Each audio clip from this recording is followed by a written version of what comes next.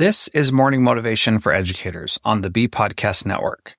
Learn about all the shows at beepodcastnetwork.com. You'll hear from a variety of formal and informal educators who help put this podcast together. If you'd like to contribute your voice to this show, please go to morningmotivationedu.com to apply.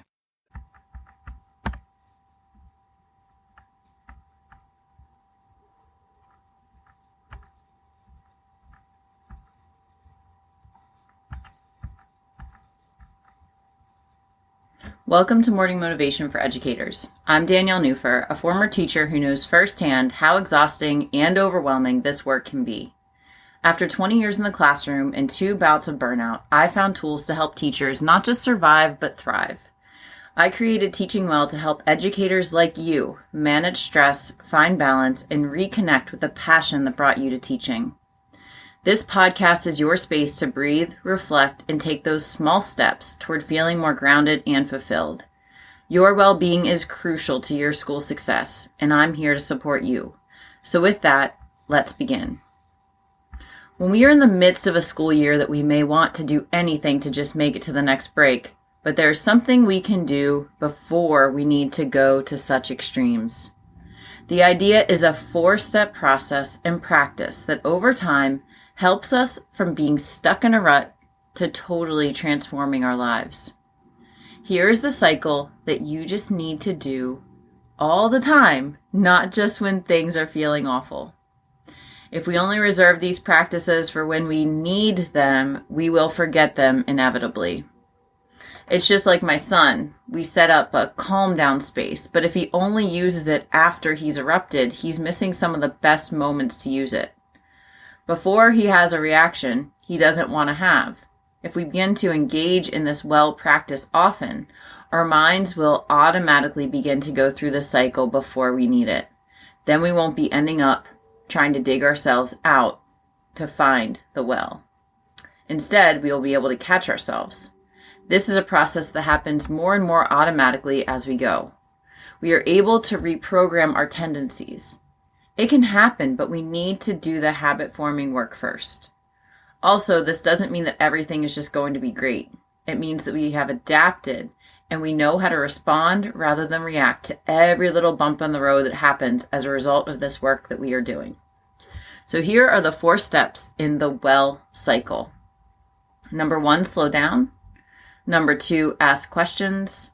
Number 3, know thyself. And number 4, move on without judgment.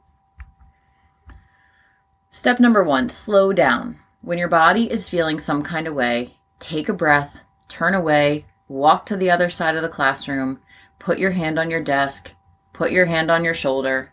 Somehow slow down time with a gesture to yourself that you can feel this feeling begin to happen.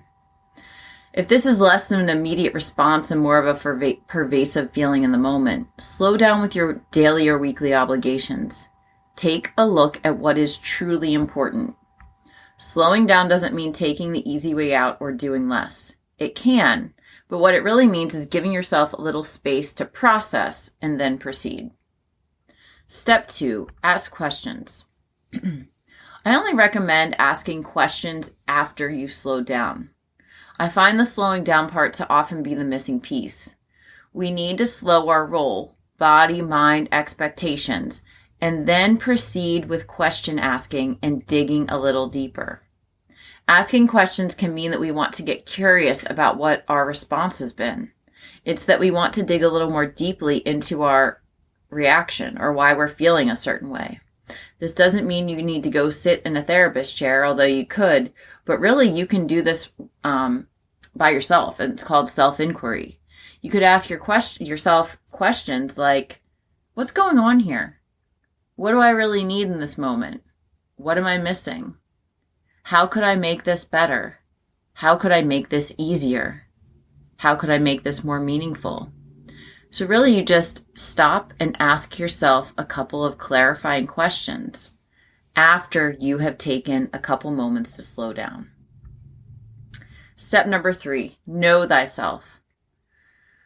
Do you know that one way to remain merely average is to continue focusing on improving your weaknesses and instead of spending time mastering your strengths? You don't have to be good at everything. No one is.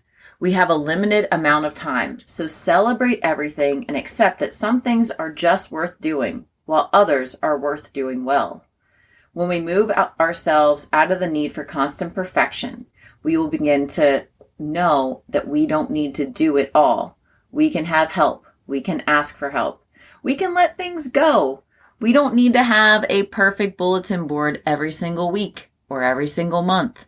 If that's not our zone of genius, we can move on to doing other things. So again, know that you don't need to do everything well. You might need to do all the things at school, especially. Some things are required, but it doesn't all need to be perfect.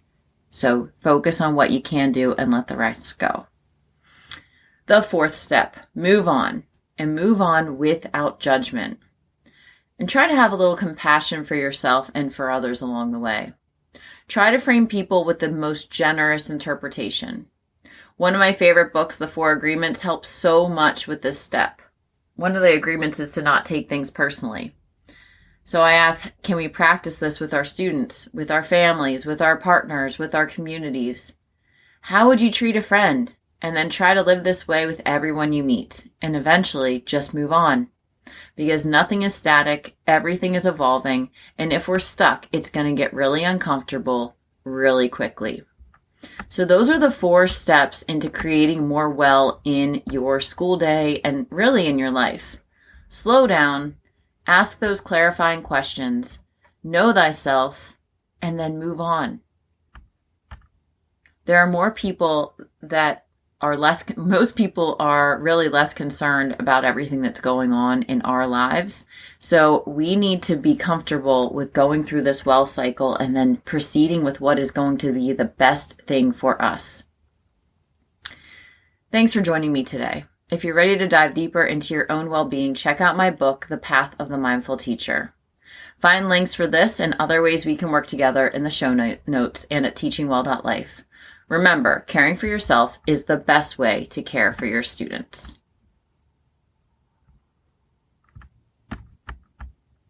Thanks for listening. And whatever role you have in education, we have a podcast for you at bpodcastnetwork.com. Who among your friends and colleagues needs to hear this message today? Please share it with them right now.